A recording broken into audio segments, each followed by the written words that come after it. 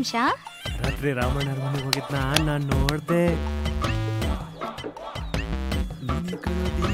ಒಂದೇ ರಾತ್ರಿ ಹುಡುಗಿನ ಬುಟ್ಟಿಗೆ ಹಾಕೊಂಡಿದ್ಯಾ?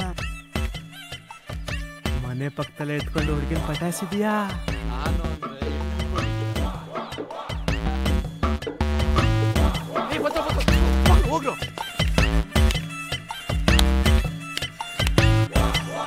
ನನ್ನ ಮೊಬೈಲು ಚಾರ್ಜ್ ಇಲ್ಲದೆ ಆಫ್ ಆಗಿಬಿಟ್ಟಿತ್ತು. ಥ್ಯಾಂಕ್ಸ್.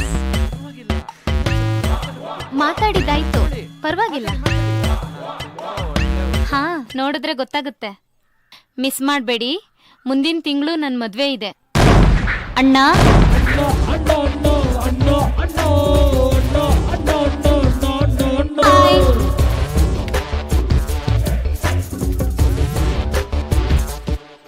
ನೀನು ಅಂದ್ರೆ ಇದೇನಾ? ಅಣ್ಣ ನಾನಾ ಬಂದೆ ಬಂದೆ ಬಂದೆ